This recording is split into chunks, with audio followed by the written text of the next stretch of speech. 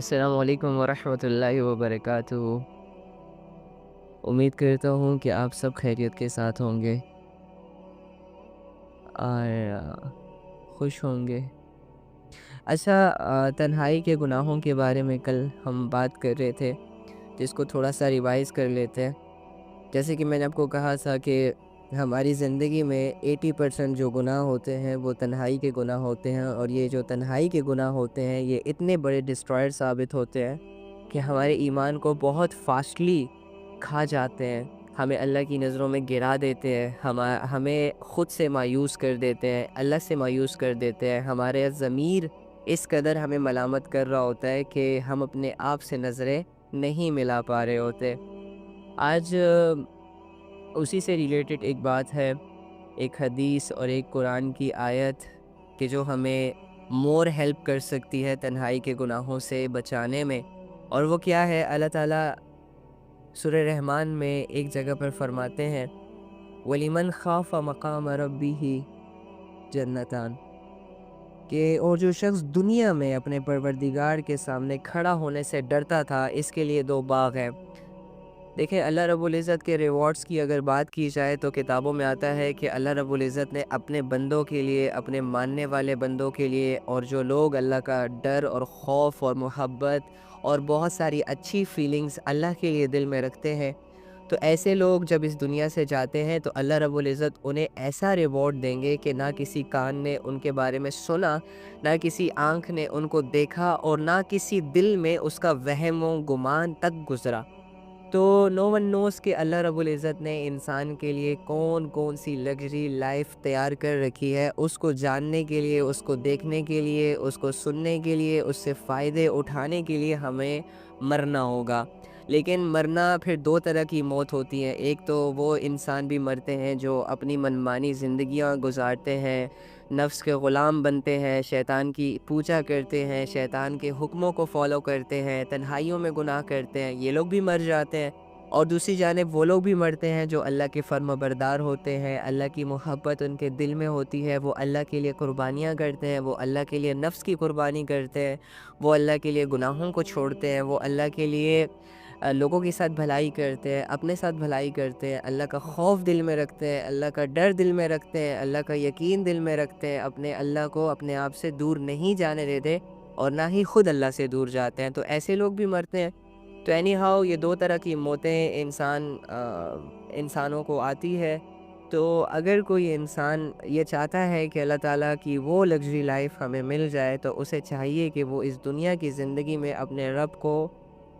سامنے رکھ کر اپنی زندگی گزارے۔ تو اس کے لیے ضروری یہ ہوگا کہ آپ ڈیلی بیسس پہ پریکٹس کرتے رہیں، اور اس کا آسان جو دوسرا حل ہے وہ یہ ہے، اگر آپ نے نا اس بات کا تصور اور اس بات کا یقین دل میں بٹھا لیا کہ اللہ مجھے دیکھ رہا ہے، اللہ میرے ساتھ ہے، یعنی کہ اپنے دل کو یہ سمجھا دیا کہ تمہارا رب تم سے 1 سیکنڈ کے لیے بھی غافل نہیں ہوتا، اور تمہارے ہر ایکشن پر اس کی نظر ہے، تمہاری ہر سوچ پر اس کی نظر ہے، تمہارے علم پر اس کی نظر ہے، اور تم جو کچھ بھی کرتے ہو اس کو ایز اٹ از بلکہ تم سے بھی اچھا کلیئر طریقے کے ساتھ اس کو دیکھتا ہے۔ اگر انسان اس چیز کی محنت کرے، چلتے پھرتے، اٹھتے بیٹھتے، تو انسان تنہائی کے گناہ سے بچ سکتا ہے۔ اور اللہ رب العزت جو فرما رہے ہیں وَلِمَنْ خَافَ مَقَامَ رَبِّهِ جَنَّتَانِ، اور جو شخص دنیا میں اپنے پروردگار کے سامنے کھڑا ہونے سے ڈرتا تھا، یعنی کہ وہ اس لیے گناہ نہیں کرتا تھا کیونکہ اسے یقین تھا کہ میں نے مرنا ہے، اور مرنے کے بعد میں نے اپنے رب کو فیس کرنا ہے، میں نے اپنے رب کے سامنے کھڑا ہونا ہے، میں نے اپنے رب کو اپنے کیے کی بتانا ہے کہ اللہ میں نے یہ کیا تھا، کیوں کیا تھا، ریزنز بتانی ہے، ساری چیزیں۔ تو اللہ کے سامنے تو انسان نے ہونا ہی اسپیچ لیس ہے۔ جب اگر کوئی انسان جھوٹ بولنے کی کوشش کرے گا تو اس کے ہاتھ گواہی دیں گے۔ اچھا، اب نا ہمیں ایک چیز کا یقین یہ بھی نہیں آتا کہ اللہ رب العزت جو کہتے ہیں کہ قیامت کے دن ان کے ہاتھ ہم سے بات کریں گے، ان کی ٹانگیں ہم سے بات کریں گے، ان کے کیا کہتے ہیں، ہر چیز، مطلب جو ان کے باڈی پارٹس ہیں نا یہ ہم سے بات کریں گے۔ تو انسان کو یہ لاجک نا سمجھ نہیں آتا، آکورڈ سا لگتا ہے کہ یہ کیسی بات اللہ نے کر دی ہے، حالانکہ یہ اتنا آکورڈ نہیں ہے، اتنا عجیب نہیں ہے۔ دیکھیں، اگر آج اس دنیا میں ہاتھ نہیں بول رہے نا، پیر نہیں بول رہے، تو قیامت کے دن اس کا بولنا اتنا عجیب نہیں لگنا چاہیے، کیونکہ دیکھیں نا آپ کے منہ میں جو زبان ہے یہ کیا ہے؟ گوشت کا ایک ٹکڑا ہی تو ہے، وہی گوشت جو کہ آپ کے باقی جسم میں بھی موجود ہے، لیکن اللہ رب العزت نے دنیا میں زبان کے گوشت کے ٹکڑے کو یہ صلاحیت دی ہے کہ آپ نے الفاظ ادا کرنے، ہونٹوں کو یہ صلاحیت دی ہے کہ آپ نے انسان کی آواز کو باتوں میں تبدیل کرنا ہے، ٹھیک ہے؟ تو اللہ رب العزت زبان سے یہ صلاحیت کھینچ کے ہاتھوں کو بھی تو دے سکتے ہیں، ہاتھوں سے کھینچ کے تمہارے نفس کو بھی تو دے سکتے ہیں، اینی ہاؤ۔ تو یہ اللہ کے لیے کچھ مشکل نہیں ہے، جب ایک اللہ بیج سے درخت بنا سکتا ہے، جب ایک اللہ پانی کے قطرے سے انسان کو بنا سکتا ہے، جب ایک اللہ انڈے کے اندر سے چوزا پیدا کر سکتا ہے اور مرغی کے اندر انڈا بنا سکتا ہے، تو وہ اللہ تمہارے ہاتھوں کو یہ صلاحیت بھی دے سکتا ہے کہ آج تمہارے ہاتھ خود یہ گواہی دے کہ اے اللہ دنیا کی زندگی میں یہ اپنے ہاتھوں سے یہ کرتا رہا ہے، اسپیشلی اگر یہ ہاتھ تنہائی میں غلط جگہوں پر استعمال ہو رہے ہیں، غلط خواہشوں کو پورا کرنے کے لیے استعمال ہو رہے ہیں، حرام طریقوں کی طرف جا رہے ہیں، تو یہ ہاتھ گواہی دیں گے کہ اللہ انہوں نے رات کے اس لمحے اس پہر یہ کام کیا تھا۔ اس کے علاوہ اگر تم زنا کی طرف چلے ہوگے اپنی ٹانگوں کی مدد سے، یا تم نے کسی کا گھر اجاڑنا، برباد کرنا، کسی سے لڑائی جھگڑا یا کسی کو نقصان دینے کے لیے گھر سے سفر کیا ہوگا، دکانوں سے سفر کیا ہوگا، جتنا تم نے سفر کیا ہوگا تو تمہاری ٹانگیں بولیں گی کہ اللہ یہ اس نیت سے گیا تھا اور اس نے سفر کیا تھا، پھر اس نے وہ کام بھی کر لیا تھا، ٹھیک ہے؟ تمہاری آنکھیں بھی بولیں گی، تمہارے کان بھی بولیں گے۔ تو دیکھو ہم تنہائیوں میں اپنے باڈی پارٹس کو کیسے استعمال کرتے ہیں، ہم اپنی آنکھوں کو کتنے گندے طریقے سے استعمال کرتے ہیں، پھر اپنے دل کی فیلنگز کا دیکھیں آپ کے کتنے گندے ہو جاتے ہیں، شیطان کے کنٹرول میں آ جاتے ہیں۔ اس کے علاوہ ہم کانوں کو کتنے بیڈ طریقے سے یوز کرتے ہیں، اسپیشلی جب ہم الون ہوتے ہیں، کوئی ہمارے ساتھ نہیں ہوتا، ہم بالکل ہی اللہ کے تصور سے جب خالی ہوتے ہیں تو اس کانوں سے کیا کچھ نہیں سنتے، نامحرم کی باتیں سنتے ہیں، اس کے علاوہ کیا کہتے ہیں سانگ سنتے ہیں، اس کے علاوہ بہت ساری گندی چیزوں کو سنتے ہیں اچھا سمجھ کر وغیرہ وغیرہ۔ تو یہ کان پھر گواہی دیں گے۔ اینی ہاؤ، وَلِمَنْ خَافَ مَقَامَ رَبِّهِ جَنَّتَانِ، اور جو شخص دنیا میں، شرط یہ ہے کہ دنیا میں اللہ سے ڈرنا ہوگا، وہ بھی بن دیکھے، کہ جو شخص دنیا میں بن دیکھے اپنے پروردگار کے سامنے کھڑا ہونے سے ڈرتا تھا، اس کے لیے 2 باغ ہوں گے، اللہ بدلے میں اسے 2 باغ عطا کریں گے۔ اور یہ دیکھو نا، اگر ہمیں کوئی دنیا میں لالچ دے دینا کہ تم ایسا کرو، تم میرا یہ کام کر لو، تم میرے 10 منٹ کا یہ کام کر لو، میں بدلے میں تمہیں 10 لاکھ روپے دیتا ہوں، میں بدلے میں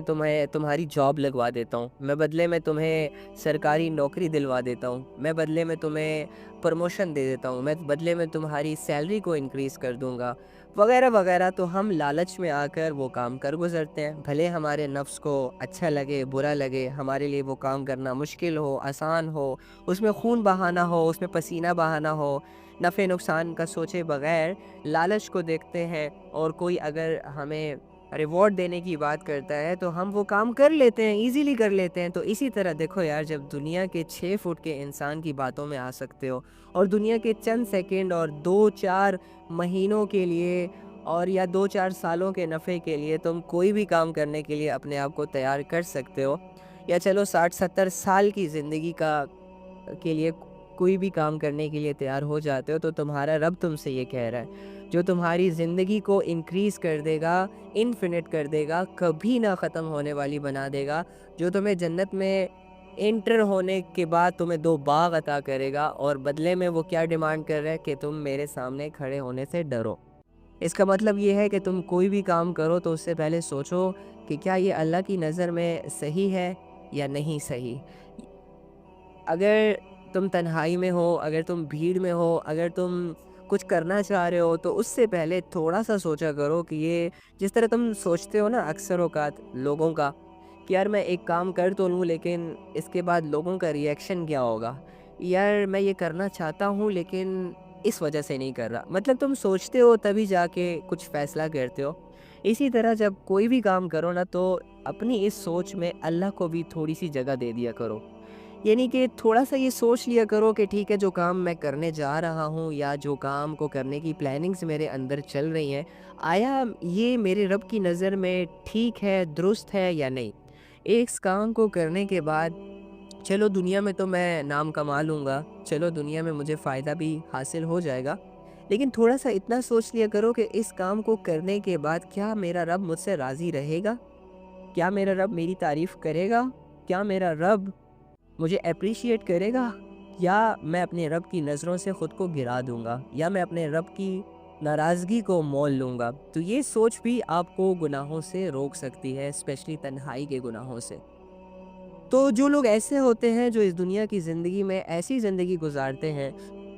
کہ وہ بہت آسان اور بہت برے برے کاموں کو اللہ کی رضا کے لیے چھوڑ دیتے ہیں،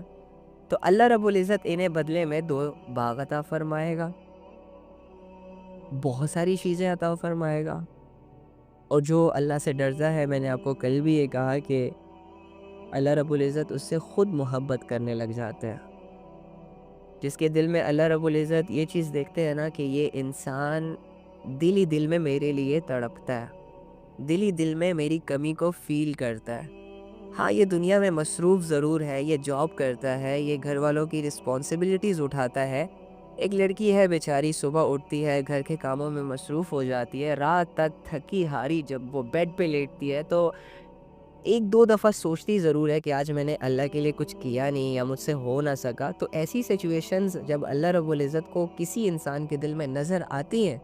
تو اللہ رب العزت اس کے سینے کو قبول کر لیتے ہیں، ہدایت کے راستے اس کے لیے ہموار کر دیتے ہیں، اور جو کنفیوژنز چل رہی ہوتی ہے نا اللہ کے معاملے میں، انسان کو سمجھ نہیں آ رہا ہوتا، علم نہیں ہوتا، مشکل لگتا ہے، شیطان زیادہ اللہ سے دور رکھنے کی کوششیں کر رہا ہوتا ہے، تو اللہ رب العزت ان سارے راستوں کو آسان کر دیتے ہیں، اپنی رضا کے لیے اسے قبول کر لیتے ہیں۔ لیکن جو شخص سرے سے ہی اللہ کو سوچتا ہی نہیں ہے، جو شخص صبح آنکھ کھولتے ہی رات کو آنکھ بند کرنے تک صرف اپنے بزنس کو ہی سوچتا ہے، پیسے کو سوچتا ہے، بیوی کو سوچتا ہے، بچوں کو سوچتا ہے، دنیا کی زندگی کو سوچتا ہے، دنیا کے نفع اور نقصان کو سامنے رکھ کر پریشان اور خوش ہوتا ہے، اور اللہ کے لیے بالکل ٹائم ہی نہیں ہوتا، اللہ کو یاد کرنے کا ٹائم نہیں ہوتا، اللہ کو پریورٹی سیٹ کرنے کا سوچا نہیں ہوتا، اللہ کے لیے تڑپتا نہیں ہے، اللہ کو اللہ سے مانگتا نہیں ہے، اللہ کے لیے کچھ سٹرگل نہیں کر رہا، تو پھر ایسے انسان کو اللہ تعالیٰ اپنی مرضی پہ چھوڑ دیتے ہیں، کیونکہ ایسے انسان کی اپنی مرضی ہوتی ہے نا کہ اسے اللہ سے دور رہنا ہے۔ تو ٹھیک ہے، پھر اللہ رب العزت بھی بے نیاز ہے، اگر تم اللہ سے ہدایت نہیں مانگو گے تو پھر اللہ بھی تمہیں ہدایت نہیں دیں گے، کیونکہ یاد رکھیے گا دنیا ملنے میں اللہ رب العزت ہر کسی کو دے دیتے ہیں۔ دیکھو نان مسلمز کو کتنی زیادہ دنیا ملی ہوئی ہے، آج جو سپر پاور ہے وہ کس کی ہے؟ نان مسلمز کی ہے، اوکے؟ اور مسلمان باوجود اس کے کہ وہ اللہ کو مان رہا ہے، لیکن ان کے پاس دنیا قلیل ہے، تھوڑی ہے، غریب زیادہ ہیں، ان کی زندگیاں ویل سیٹلڈ نہیں ہیں، ان کے گھروں میں مسئلے ہیں، لڑائیاں ہیں، جھگڑے ہیں، وغیرہ وغیرہ۔ تو دنیا تو مل جاتی ہے ہر کسی کو۔ بھکاری جو ہوتا ہے نا، بھکاری جو بھیک مانگتا ہے، اللہ تعالیٰ اسے بھی دنیا دیتے ہیں، وہ بھی کہیں رہتا ہے، کچھ نہ کچھ کھاتا ہے، اس کے بھی بیوی بچے ہوتے ہیں جس کے لیے وہ بھیک مانگ رہا ہوتا ہے، ٹھیک ہے؟ دنیا کم اور زیادہ مل جاتی ہے، لیکن یہ جو ایمان ہوتا ہے، ہدایت ہوتی ہے، اللہ کا تعلق ہوتا ہے، یہ انسان کو مانگنا پڑتا ہے، اس کے لیے طلب دل میں پیدا کرنی پڑتی ہے، اس کے لیے آنسو بہانا پڑتے ہیں، اس کے لیے مال خرچ کرنا پڑتا ہے، اس کے لیے قربانیاں دینی پڑتی ہیں، اس کے لیے دل ہی دل میں کچھ اچھا سوچنا پڑتا ہے، اس کے لیے اللہ رب العزت کی کمی کو فیل کرنا پڑتا ہے، اس کے لیے اللہ کو اپنی ضرورت سمجھنا پڑتا ہے۔ یعنی کہ کوئی بھی ایسی سنگل اور چھوٹی سی سچویشن بھی اگر کسی انسان کے دل میں ہے اور وہ اللہ سے لنک کر رہی ہے، اللہ سے جا کے میچ ہو رہی ہے، تو اللہ پھر ایسے انسان کو ضائع نہیں کرتے، ٹھیک ہے؟